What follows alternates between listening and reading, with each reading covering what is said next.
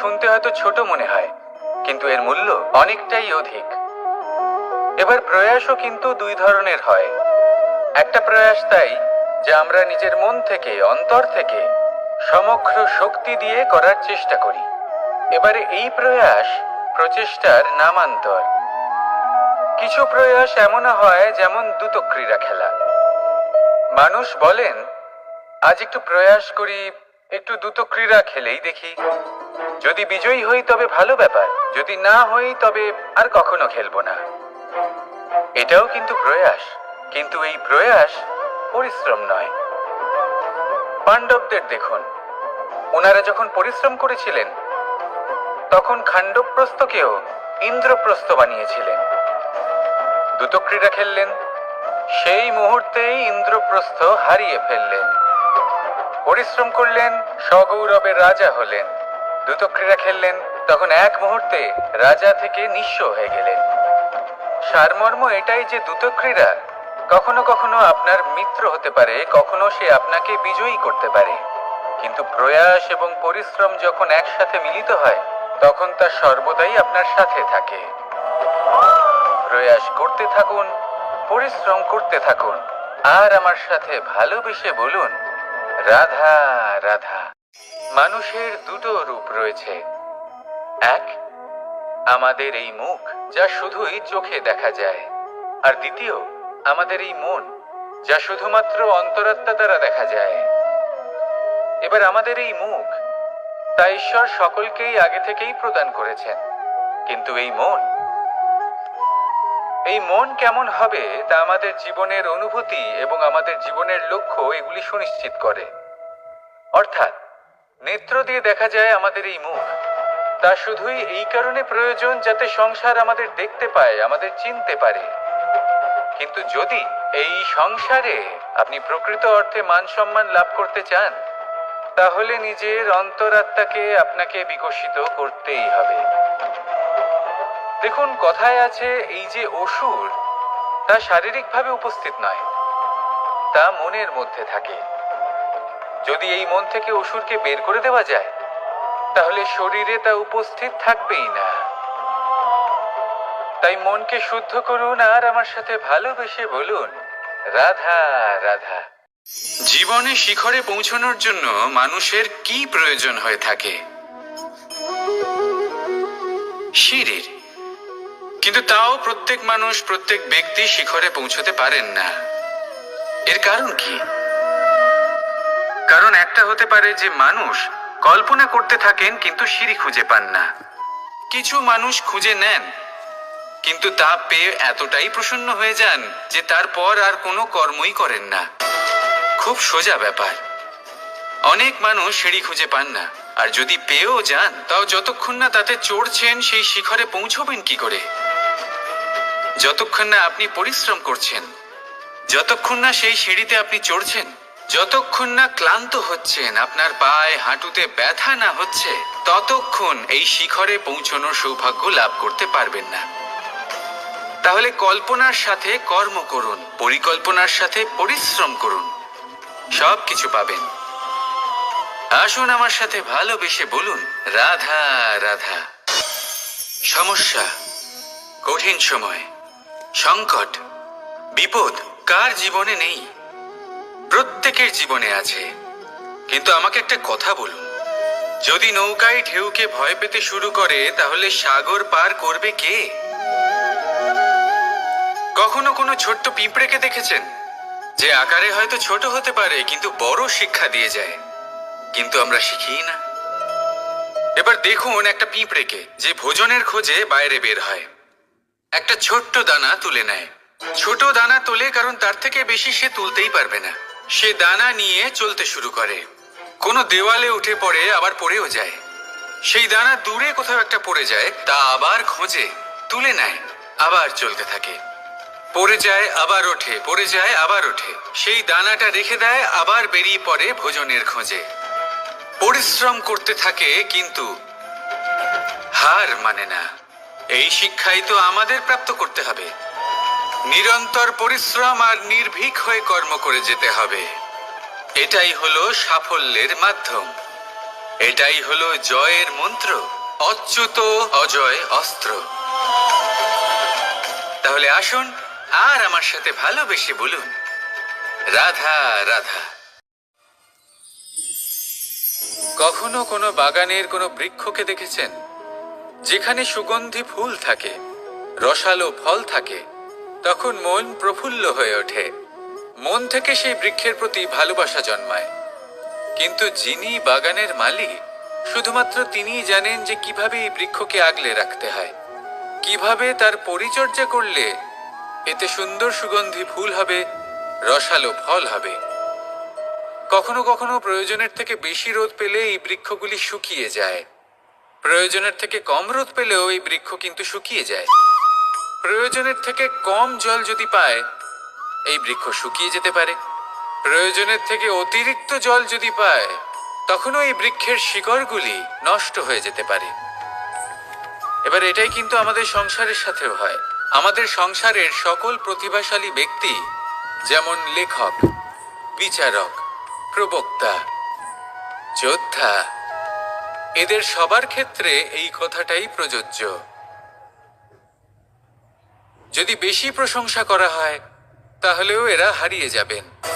প্রয়োজনের থেকে বেশি যদি নিন্দা করা হয়, তখনও তারা নত হয়ে পড়বেন। তাহলে আপনি এদের রক্ষা করুন এবং নিজেদেরও। মনে রাখবেন একটা কথা, জেনে রাখুন কখন কোন নিন্দায় আপনি লজ্জিত হবেন না, আর কখন কোন প্রশংসার দ্বারা নিজের মধ্যে অহংবোধ জাগ্রত করবেন না। এই মন সুপ্রসন্ন হয়ে বলবে, রাধা রাধা। আমাদের গৃহে অনেক কক্ষ রয়েছে, কিন্তু এমন কি আছে যে একটাই থাকে? আমাদের গৃহের দ্বার। এমন কেন হয়? অনেক দ্বার তো থাকতেই পারে। ভেবে দেখুন, একটা বিশাল ভবন রয়েছে, তার চতুর্দিকে অনেক দ্বার আছে। ভালোই হবে, যাতায়াত করতে সুবিধা হবে, কিন্তু এমন আমরা কেন করি না? এবার আপনি বলবেন যে এটার উত্তর তো সহজ, যতগুলো দ্বার থাকবে ততজন দ্বারপালও থাকবে। কে কখন কোথা থেকে আসবে, কোথায় চলে যাবে, সেদিকে খেয়াল থাকবে না, চুরির সম্ভাবনাও বেড়ে যাবে। যাক, এই বিষয় অন্তত আপনি বোঝেন। সেই জন্য আপনার গৃহে একটাই দ্বার রয়েছে। কিন্তু আপনার মনের বিষয় কি জানেন? আপনার মনেও কি কোনো দ্বার আছে? নেই? তার মানে যে কোনো ব্যক্তি যেখান থেকে খুশি আসতে পারে, আর আপনার মনে যা খুশি প্রবেশ করিয়ে চলে যেতে পারে। কোনো বাধার সম্মুখীন না হয়ে কোনো ব্যক্তি আপনার মনে যা কিছু প্রবেশ করিয়ে চলে যাবে, তা সে আমাদের পক্ষে শুভ হোক, অশুভ হোক, বা যতই ঘাতক হোক না কেন।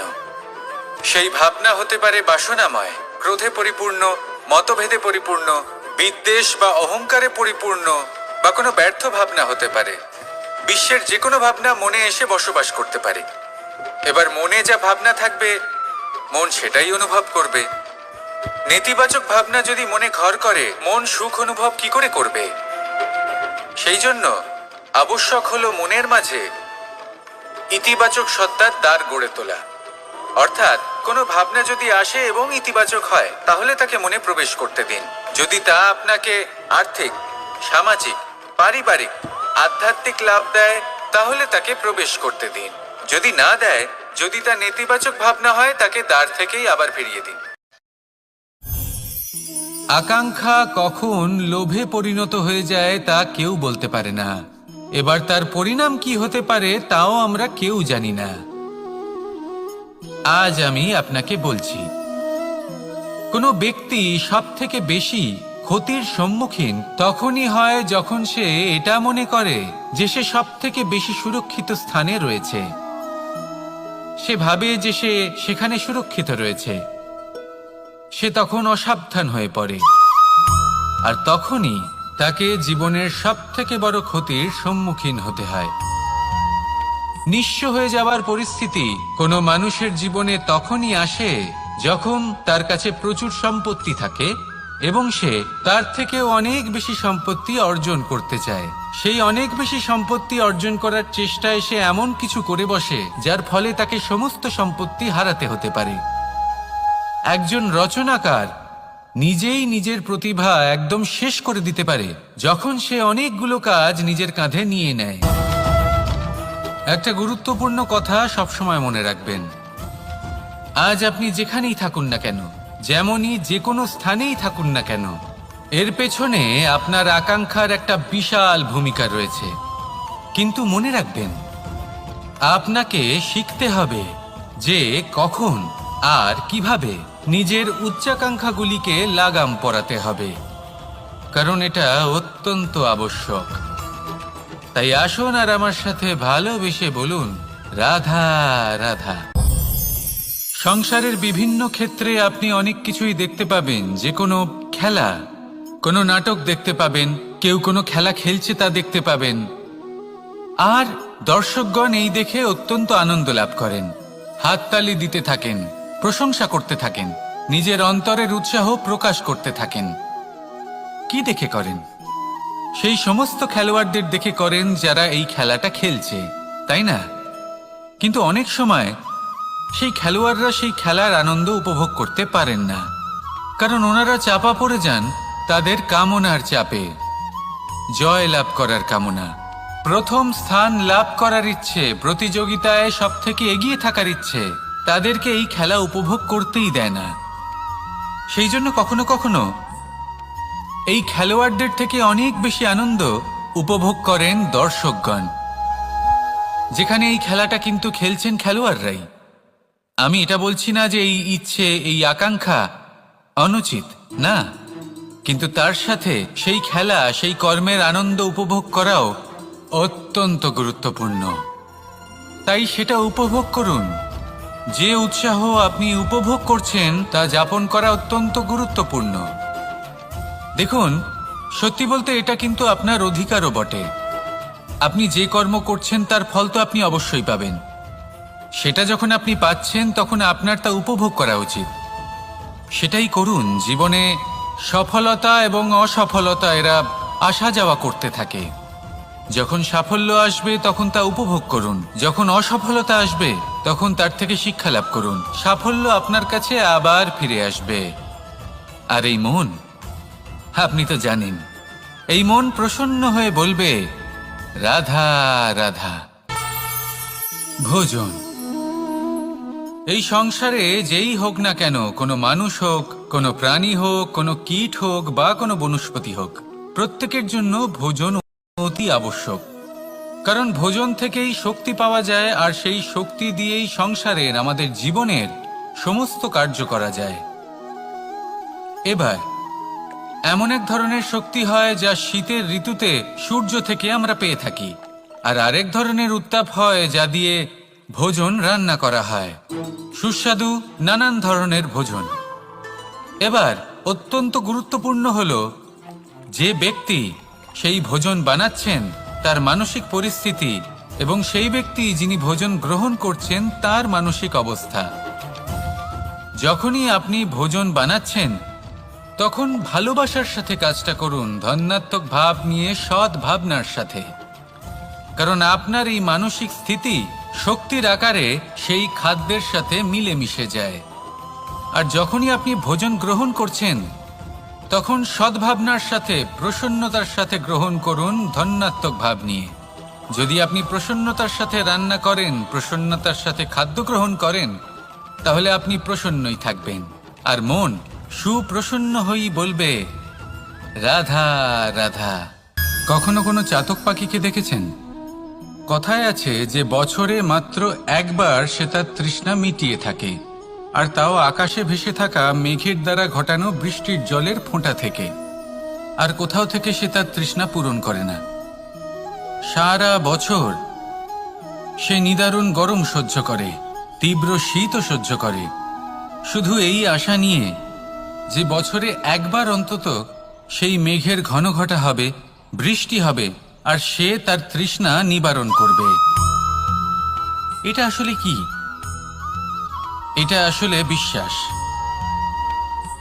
সেই বিশ্বাস যে বছরে একবার সেই মেঘ আসবে তৃষ্ণা নিবারণ করতে। যেমন দেখুন, একটা সূর্যমুখী ফুল সারা রাত অন্ধকারের সাথে যুদ্ধ করে, কারণ তার বিশ্বাস যে ভোরবেলায় সূর্য তাকে অবশ্যই দর্শন দেবেন। সেটাও বিশ্বাস ছিল যার উপর ভরসা করে মনু একটা নৌকা নিয়ে বেরিয়ে পড়েছিলেন এবং সমস্ত সৃষ্টিকে প্রলয়ের হাত থেকে বাঁচিয়েছিলেন। সেটাও ছিল ভালোবাসার প্রতি বিশ্বাস যার উপর ভরসা করে বানর এবং ভাল্লুক সেনা নিয়ে শ্রীরাম আক্রমণ করেছিলেন সমস্ত বরদানপ্রাপ্ত অসুরগণ এবং রাক্ষসগণের লঙ্কায় এবং জয় লাভ করেছিলেন। এই বিশ্বাসই হলো এই বিশ্বের আশা। বিশ্বাস রাখুন যে আপনি হলেন সর্বশ্রেষ্ঠ এবং শুধুই নিজের কর্ম করতে থাকুন। এই বিশ্বাসের আশাই আপনাকে প্রতি মুহূর্তে বল প্রদান করবে। এ হলো আমার বিশ্বাস। আসুন আর আমার সাথে ভালোবেসে বলুন, রাধা সূর্যের প্রকাশ, অন্ধকারকে দূর করে দেওয়া সেই মহানায়ক। এই সূর্যের প্রকাশ যখন পৃথিবীতে এসে পৌঁছয় কি হয়? এই পৃথিবী জেগে ওঠে, প্রত্যেক প্রাণী জেগে ওঠে, মানুষ জেগে ওঠে, নিজের কর্ম করেন, জীবন যাপন করেন। এই ঘুমের মৃতপ্রায় স্থিতি কাটিয়ে উঠে জীবন যাপন করতে শেখেন। এটাই হলো প্রভাব সূর্যের প্রকাশের। এবার এই প্রকাশ যে সূর্যের থেকে পাই তিনি কি করেন? তিনি নিজেকে জ্বালান আমাদের জীবন প্রদান করার জন্য।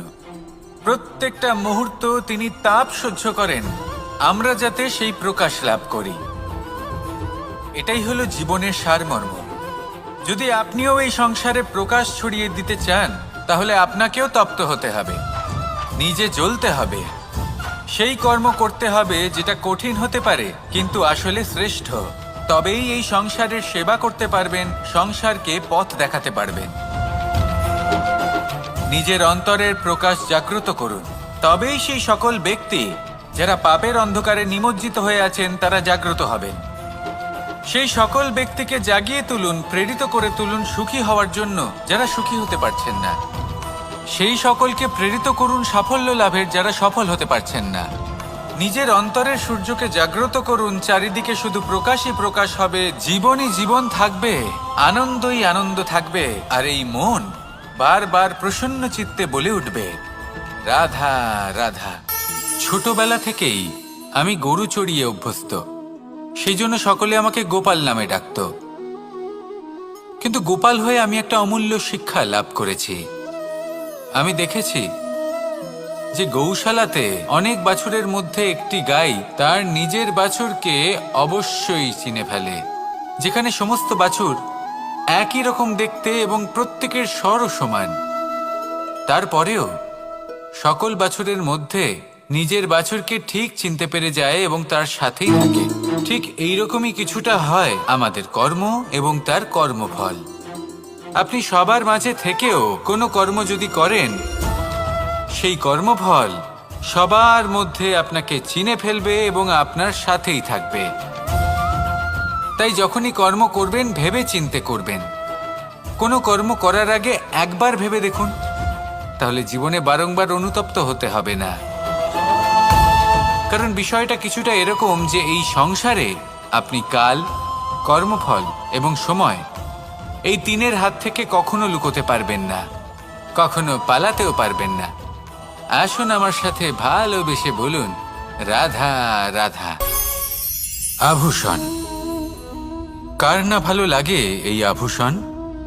আমরা পরিশ্রম করি, ধন অর্জন করি আর আভূষণ কিনে থাকি, কখনো নিজের জন্য, কখনো বা তাদের জন্য যাকে আমরা ভালোবাসি, বা তাদের জন্য যাকে আমরা সম্মান করি। হয়তো সেই জন্যই সীতা চূড়ামণি ধারণ করেছিলেন এবং আমি সামন্তকমণি। কিন্তু এটাই কি সেই প্রকৃত আভূষণ যা আপনার মূল্য বৃদ্ধি করে? না। শ্রীরামের আভূষণ হল ওনার নম্র ভদ্র ব্যবহার। মাতা সীতার আভূষণ হল ওনার সততা, ওনার নিষ্ঠা, ওনার ত্যাগ। অর্জুনের আভূষণ ছিল ওনার একাগ্রতা। রাধার আভূষণ ওনার প্রেম। এই আভূষণ কোথাও নেই, আপনার মনে আছে। যদি আপনার মনে মিষ্টতা থাকে, তা শান্ত হয়, তাতে সততা থাকে, নিষ্ঠা থাকে এবং প্রেম থাকে, তাহলে আপনার অন্য আর কোনো আভূষণের কোনো প্রয়োজন নেই। আপনি যতই ভিড়ের মাঝে থাকুন, আপনার ঔজ্জ্বল্য চোখে পড়বে। আসুন আর আমার সাথে ভালোবেসে বলুন, রাধা রাধা। প্রেমের পরিভাষা আসলে কি? ভিন্ন ভিন্ন ধরনের ব্যক্তি, ভিন্ন ভিন্ন ধরনের প্রেমী, আলোচক বিভিন্ন ধরনের পরিভাষা প্রদান করেন এই প্রেম নিয়ে। কিন্তু প্রত্যেকের মনেই কখনো কখনো এই প্রশ্ন এসেছে, এই ভালোবাসা আসলে কি? নিজের প্রিয়তমকে জয় করাই কি প্রেম? চার হাত এক হয়ে যাবার নামই কি প্রেম? নিজের আবেগ ব্যক্ত করাই কি ভালোবাসা? না, প্রেমের অর্থ কাউকে লাভ করা নয়, বরং তার মাঝে বিলীন হয়ে যাওয়া। যদি কারোর হাত ধরে থাকি, তাহলে আজীবন তার সাথে পথ চলা হলো প্রেম। প্রেম শুধুমাত্র সেটা নয় যা প্রেমী আর প্রেমিকার কেশদামে মালা বেঁধে দেয়। মাতা পিতার জন্য দিনরাত পরিশ্রম করা, নিজের পরিবারের জন্য দিনরাত পরিশ্রম করা, সেটাও প্রেম। নিজের বন্ধুদের জন্য, আপনজনের জন্য সবকিছু উজাড় করে দেওয়ার নাম হলো ভালোবাসা। নিজের মাতৃভূমির জন্য সাহসের সাথে লড়াই করা এবং আনন্দে নিজের জীবন ত্যাগ করে দেওয়াও কিন্তু প্রেমের নামান্তর। সেই জন্য যারা বুদ্ধিমান ব্যক্তি, তারা কখনো প্রেমের পরিভাষা খুঁজতে চান না, কারণ তারা জানেন যে এই প্রেম কতটা বিশাল। তারা জানেন যে এই প্রেম হলো এক বিশাল সাগর, যাকে নিজের মুঠোয় ধরে রাখা যায় না। সেই জন্য এই প্রেমের সাগরে ডুবে যান এবং সকলকে ভালোবাসতে শিখুন। যদি সবাইকে ভালোবাসতে পারেন, তাহলে তাদেরও কল্যাণ হবে যারা আপনাকে ভালোবাসে, তাদেরও কল্যাণ হবে যাদেরকে আপনি ভালোবাসেন, আর আপনারও কল্যাণ হবে। আর তখন এই মন ভালোবেসে বলবে, রাধা রাধা। হাস্য, হাসি জীবনে অত্যন্ত মূল্যবান হয়। কথায় আছে যে হাসি এবং হাস্য আমাদের জীবনে ওষুধের মতো কাজ করে, আমাদের সুস্থ রাখে, আমাদের জীবনের অনুভূতিগুলিকে আরো সুন্দর করে তোলে। কিন্তু প্রত্যেক ওষুধের মতোই এর সাথেও এটাই হয়। প্রত্যেক ওষুধ সঠিক সময়ে, সঠিক মাত্রায়, সঠিকভাবে গ্রহণ করতে হয়। যদি এরকম না হয়, তাহলে এই ঔষধও শরীরের ক্ষতি করে দিতে পারে। এবার আপনি ভাবতে পারেন, হাসি থেকে কিভাবে ক্ষতি হতে পারে? আপনি যদি অন্য কারোর উপরে হাসেন, তাহলে হয়তো তার মনে কষ্ট হতে পারে, তার অন্তরের মিত্র হয়তো শেষ হয়ে যেতে পারে, আর অন্তরের শত্রু জেগে উঠতে পারে। কিন্তু এটাই যদি আমরা সকলকে সাথে এনে সকলের সাথে হাসি, তাহলে হয়তো আমাদের অন্তরের, এই হৃদয়ের ভেতরে লুকিয়ে থাকা যে শত্রু, তা শেষ হয়ে যেতে পারে, আর অন্তরের বন্ধুসত্তা প্রকাশিত হতে পারে। ঠিক কি না? এবার আপনাকে উদাহরণ দিই। যখন দ্রৌপদী দুর্যোধনকে নিয়ে হেসেছিল, তখন তা মহাভারতের সৃষ্টির কারণ হয়েছিল। কিন্তু সেইখানেই যখন পার্থ আর মাধব একসাথে বসে মৃদুমন্দ হাসতেন, তখন ধর্ম স্থাপন করা হয়েছিল। তা আপনি কি চান? কাউকে নিয়ে হেসে তাকে আঘাত করতে চান, নাকি সকলকে একসাথে এনে তাদের হাসিয়ে তুলে ধনাত্মক প্রভাব ফেলতে চান? সিদ্ধান্ত আপনার। আসুন আর আমার সাথে ভালোবেসে বলুন, রাধা রাধা। মাঝে মাঝে কিছু মুহূর্তের জন্য চোখ বন্ধ করে ধ্যানের বেদিতে বসে ধ্যান করতে চেষ্টা করুন, আর বোঝার চেষ্টা করুন যে আমরা সর্বপ্রথম কি দেখতে পাচ্ছি, কি অনুভব করছি। আপনি দেখতে পাবেন সবার আগে আপনার চোখের সামনে আপনার দুষ্কর্মগুলিকে, আপনার লুকিয়ে থাকা ক্রোধ, অন্তরের যন্ত্রণা, ভয়, নিরাশা, এই সব কিছুই সবার আগে দেখতে পাবেন আপনি। আর এই সব কিছুই আমাদের দুঃখের কারণ হয়ে ওঠে। এই সব কিছুর সারমর্ম কি? সারমর্ম শুধু একটাই, সেটা হলো এই যে আমাদের এই মন তা কিন্তু দুষ্কর্ম পছন্দই করে না। আমাদের এই মন একটা সুখময় জীবন যাপন করতে চায়, সৎকর্ম করতে চায়। তাই এটাই করুন, শুভ চিন্তা করুন, শুভ কর্ম করুন, ইতিবাচক মনোভাব নিয়ে জীবনে অগ্রসর হন। তারপর চোখ বন্ধ করে অন্তরে দেখতে থাকুন। দুঃখের আভাসই পাবেন না। এই মন প্রসন্নতা এবং প্রেমের দ্বারা পূর্ণ হবে এবং বারবার বলে উঠবে, রাধা রাধা। সাফল্য। সংসারের প্রত্যেক মানুষ সফল হতে চান। একটু বোধবুদ্ধি আসার পরেই সে সাফল্যের পেছনে ছুটতে থাকেন, আজীবন এই সাফল্যের পিছনে ছুটতে থাকেন। কিন্তু এই যে সাফল্য, তা অর্জন কি করে করতে হয়? ব্যবহার দ্বারা, ছলনা দ্বারা, বল দ্বারা, অর্থের দ্বারা? দুর্ভাগ্যবশত সাফল্য এভাবে লাভ করা যায় না। সাফল্য তখন লাভ করবেন যখন আপনি অসফলতা থেকে শিক্ষা লাভ করবেন। অসাফল্য থেকে শিক্ষা লাভ করা অত্যন্ত গুরুত্বপূর্ণ। করা ভুলের থেকে শেখা অত্যন্ত গুরুত্বপূর্ণ। যদি আপনি অসাফল্যকে ভয় পান, তার থেকে দূরে পালান, তাহলে জীবনে কখনোই এগোতে পারবেন না। অসফলতা আসেই আপনাকে এটা বোঝানোর জন্য যে সাফল্য কিভাবে অর্জন করা যেতে পারে। তাহলে অসফলতাকে স্বাগত জানান, তার থেকে শিখুন। নিশ্চিত রূপে সাফল্য আপনার কাছে আসবেই আসবে। আর এই মন তা সুপ্রসন্ন হয়ে বলবে, রাধা রাধা। কখনো কোনো বৃক্ষকে দেখেছেন? এই ধরিত্রী থেকে ততটুকুই জল নেয় যতটুকু তার প্রয়োজন। কোনো প্রাণীকে দেখুন, এই প্রকৃতি থেকে ততটুকুই খাবার গ্রহণ করবে যতটুকু তার খিদে রয়েছে। খিদে মিটে গেলে আর খাবে না। এবার মনুষ্যকে দেখুন, সে নিজের জীবনে যা কিছু পেয়েছে, বস্তু, ধন, খাবার, শক্তি, প্রয়োজনের থেকে অনেক বেশি লাভ করার চেষ্টা করে থাকে। প্রয়োজনের থেকে বেশি যদি পেয়েও যায়, তাহলেও তার কম মনে হয়। এবার এরকম ঠিক কেন হয়? এর পিছনের কারণ কি? কারণ হলো লোভ। লোভের আগুন কিছু এমন হয়, যদি মানুষের মনে একবার প্রজ্বলিত হয় তাহলে শুধু বাড়তেই থাকে। ততক্ষণ বাড়বে যতক্ষণ না আপনি নিজে তাকে বাধা দিচ্ছেন। তবে এই লোভের আগুন নিয়ন্ত্রণ করা সম্ভব। পরিমিতিবোধ। পরিমিতিবোধের চিন্তা। আপনাকে শুধু নিজেকে একটা সরল প্রশ্ন করতে হবে।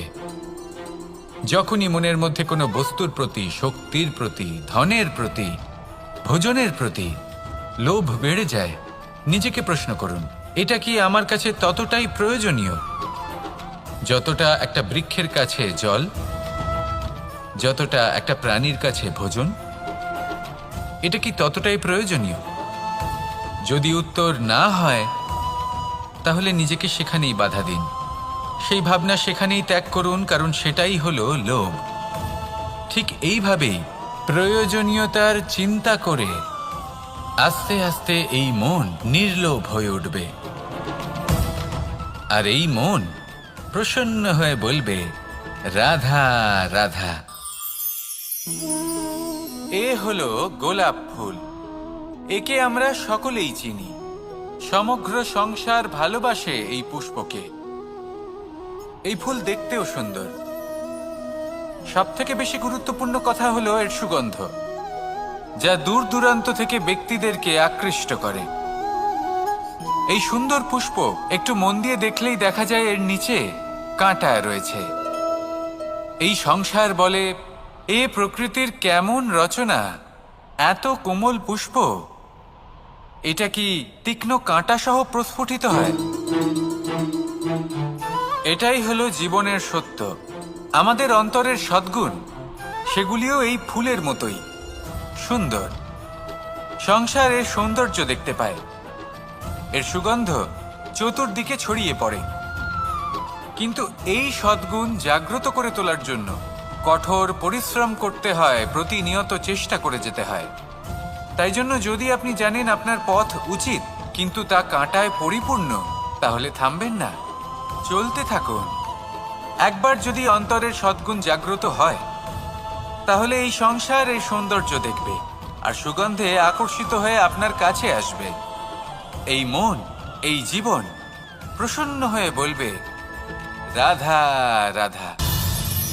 মানুষের এই জীবন, মানুষ জন্ম নেয়, একটা নির্দিষ্ট সময়ের পরে এই সংসার ত্যাগ করে চলেও যায়। এবার শুধু এটাই আবশ্যক নয় যে এই জীবনকালকে আপনি যাপন করবেন, শুধু এটাই গুরুত্বপূর্ণ নয়।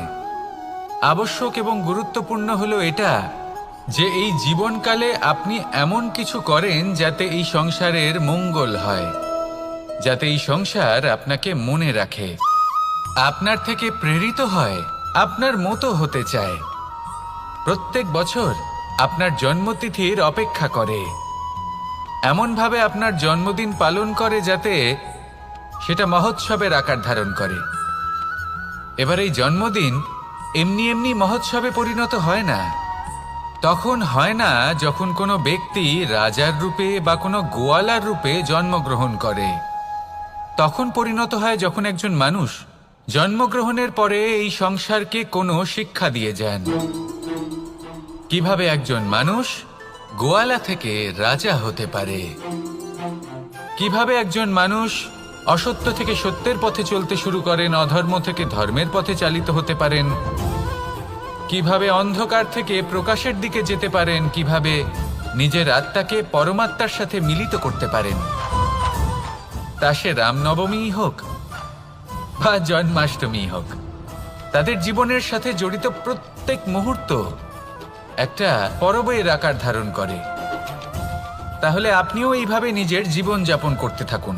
এই সংসারে শুধু ভালোবাসা বিতরণ করুন, কিছুটা এমনভাবে বিতরণ করুন যাতে আপনি এই সংসার থেকে চলে যাওয়ার পরেও এই সংসারে আপনি শুধুই ভালোবাসা বিতরণ করতে পারেন। যদি আপনি এরকম করেন, সংসারকে প্রেরণা দেন, তাহলে আপনার জীবনও রাধা কৃষ্ণের প্রেমের মতোই অলৌকিক এবং দৈব হয়ে উঠবে। আসুন আর আমার সাথে ভালোবেসে বলুন, রাধা রাধা। কথায় আছে সংসারে নাকি সকল রোগের ওষুধ আছে। যদি আপনি নিজের শরীরকে ভালোবাসেন তাহলে ব্যায়াম করুন, যদি নিজের নিঃশ্বাস প্রশ্বাসকে ভালোবাসেন তাহলে প্রাণায়াম করুন, যদি আপনি নিজের আত্মাকে ভালোবাসেন তাহলে ধ্যান করুন, কিন্তু যদি আপনি নিজের জীবনকে, পরমাত্মাকে ভালোবাসেন তাহলে সকলকে ভালোবাসতে থাকুন। এই ভালোবাসা অত্যন্ত গুরুত্বপূর্ণ এবং আবশ্যক। ভালোবাসার থেকে ভালো না কোনো ওষুধ আছে, না আছে কোনো আসন। এর থেকে ভালো না কোনো ব্যায়াম আছে আর না কোনো প্রাণায়াম। এই ভালোবাসা বড় বড় সমস্যারও সমাধান করতে পারে। ভালোবাসা বড় বড় বিপদকে আপনার থেকে দূর করতে পারে। এই ভালোবাসাই আপনাকে জীবনে বাঁচতে শেখায়, কারণ ভালোবাসাই হলো জীবনের আসল সত্য। তাহলে আসুন আর আমার সাথে ভালোবেসে বলুন, রাধা রাধা। জীবনে অনেক সময় আমরা এটা দেখে থাকি যে আগামী প্রজন্ম সেই কাজটি করে যেটা তার পূর্ববর্তী প্রজন্ম করে গেছেন। একটা উদাহরণ দিই। তাহলে দেখুন, একদিকে আছে মাতা পিতা যারা আজীবন সংঘর্ষ করেছেন ধন অর্জন করার জন্য। তারপর তারই সন্তান তার সাথেই লড়াই করে তার থেকে সমস্ত সম্পত্তি ছিনিয়ে নিল। তারপরে যত সময় অতিবাহিত হয়, সেই সন্তানের সাথেও সেই একই ক্রিয়া ঘটতে থাকে। তার সন্তান তার সমস্ত সম্পত্তি ছিনিয়ে নেয়। তাহলে এমন কি সঞ্চয় করবেন যা পরবর্তী প্রজন্মকে দিয়ে যেতে পারেন, সেই বিষয়ে ভাবুন। ভেবে দেখুন, এই যে ধন সঞ্চয় আপনি করছেন, এর আসলে লাভ কি? অবশ্যই আবশ্যক, কিন্তু এটাই কি শুধু সবথেকে গুরুত্বপূর্ণ বিষয়, যেখানে আপনি জানেন যে আপনি এই সম্পত্তি ভোগ করতে পারবেন না, কারণ এই সমস্ত সম্পত্তি আপনাকে পরবর্তী প্রজন্মের হাতে সঁপে দিতে হবে। তাহলে ধন সঞ্চয় করুন, কিন্তু এমন একটা সম্পত্তি কেন সঞ্চয় করা উচিত নয় যার উপভোগও আপনি করতে পারবেন, পরবর্তী প্রজন্মকেও দিয়ে যেতে পারবেন, আর মতভেদও হবে না। এমন সম্পত্তি আছে, আর এই সম্পত্তি হলো প্রেম। যদি আপনার মনে কোনো কিছু সঞ্চয় করার বাসনা জেগে ওঠে, তাহলে প্রেম সঞ্চয় করুন। সেটা পরবর্তী প্রজন্মও পাবে এবং সেই প্রজন্ম ভবিষ্যতে ভালোবাসা ছড়াতে থাকবে। আর তখন এই মন সুপ্রসন্ন হয়ে বলবে, রাধা রাধা। মানুষ ভাবেন যে ধন অর্জন করা হলো অত্যন্ত গুরুত্বপূর্ণ। তিনি আজীবন ধন অর্জন করতে থাকেন, ধন অর্জন করার চেষ্টা করতে থাকেন। সে যাই হয়ে যাক না কেন, পরিশ্রম করতে থাকেন। স্বাস্থ্যের দিকে নজর দেন না, না উচিত সময় খাবার খান, না উচিত সময়ে ঘুমোতে যান, না পর্যাপ্ত সময় পর্যন্ত ঘুমন, কিছুই না। ধন অর্জন করতেই থাকেন, করতেই থাকেন। আর কিছু সময় পরে যখন তিনি অসংখ্য ধন লাভ করে ফেলেন, তখন তার সাথে ওনার শরীরে অনেক রোগ বাসা বাঁধে। এইসব রোগের উপচার করতে করতে সেই সমস্ত ধন যা উনি অর্জন করেছেন তা তিনি ব্যয় করে ফেলেন। শেষ পর্যন্ত কি হয়? আমরা যেভাবে এসেছি ঠিক সেইভাবেই ফিরে যাই, ধন এখানেই থেকে যায়। দেখুন, একটা অত্যন্ত গুরুত্বপূর্ণ কথা রয়েছে যে আপনার বোঝা উচিত। এই যে ধন, তার ব্যবহার করুন জীবনকে আরো ভালো করে তোলার জন্য। ধনের সদ্ব্যবহার করা উচিত, এমন যেন না হয় এই ধন আপনাকে ভোগ করে ফেলে। এই জীবনকে নিশ্চিত রূপে আরো শ্রেষ্ঠ করে তুলুন। কিন্তু এই ধন অর্জন করার এই প্রক্রিয়াতে নিজের সারা জীবনকে নষ্ট করে ফেলবেন না। এই জীবন উপভোগ করতে শিখুন, আর আমার সাথে ভালোবেসে বলুন, রাধা রাধা। সাফল্য। সংসারের প্রত্যেক মানুষ সফল হতে চান। একটু বোধবুদ্ধি আসার পরেই সে সাফল্যের পেছনে ছুটতে থাকেন, আজীবন এই সাফল্যের পেছনে ছুটতে থাকেন। কিন্তু এই যে সাফল্য, তা অর্জন কি করে করতে হয়? ব্যবহার দ্বারা, ছলনা দ্বারা, বল দ্বারা, অর্থের দ্বারা? দুর্ভাগ্যবশত সাফল্য এভাবে লাভ করা যায় না। সাফল্য তখন লাভ করবেন যখন আপনি অসফলতা থেকে শিক্ষা লাভ করবেন। অসাফল্য থেকে শিক্ষা লাভ করা অত্যন্ত গুরুত্বপূর্ণ। করা ভুলের থেকে শেখা অত্যন্ত গুরুত্বপূর্ণ। যদি আপনি অসাফল্যকে ভয় পান, তার থেকে দূরে পালান, তাহলে জীবনে কখনোই এগোতে পারবেন না। অসফলতা আসেই আপনাকে এটা বোঝানোর জন্য যে সাফল্য কিভাবে অর্জন করা যেতে পারে। তাহলে অসফলতাকে স্বাগত জানান, তার থেকে শিখুন। নিশ্চিত রূপে সাফল্য আপনার কাছে আসবেই আসবে। আর এই মন তা সুপ্রসন্ন হয়ে বলবে, রাধা রাধা। কখনো কোনো বৃক্ষকে দেখেছেন? এই ধরিত্রী থেকে ততটুকুই জল নেয় যতটুকু তার প্রয়োজন। কোনো প্রাণীকে দেখুন, এই প্রকৃতি থেকে ততটুকুই খাবার গ্রহণ করবে যতটুকু তার খিদে রয়েছে। খিদে মিটে গেলে আর খাবে না। এবার মনুষ্যকে দেখুন, সে নিজের জীবনে যা কিছু পেয়েছে, বস্তু, ধন, খাবার, শক্তি, প্রয়োজনের থেকে অনেক বেশি লাভ করার চেষ্টা করে থাকে। প্রয়োজনের থেকে বেশি যদি পেয়েও যায়, তাহলেও তার কম মনে হয়। এবার এরকম ঠিক কেন হয়? এর পিছনের কারণ কি? কারণ হলো লোভ।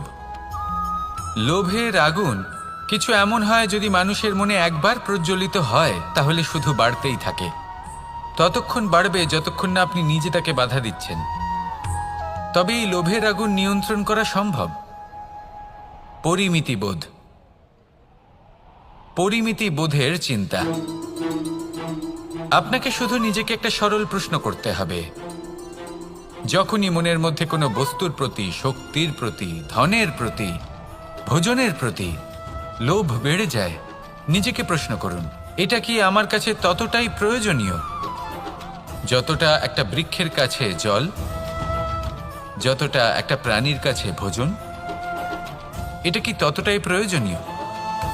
যদি উত্তর না হয়, তাহলে নিজেকে সেখানেই বাধা দিন। সেই ভাবনা সেখানেই ত্যাগ করুন, কারণ সেটাই হলো লোভ। ঠিক এইভাবেই প্রয়োজনীয়তার চিন্তা করে আস্তে আস্তে এই মন নির্লোভ হয়ে উঠবে। আর এই মন প্রসন্ন হয়ে বলবে, রাধা রাধা।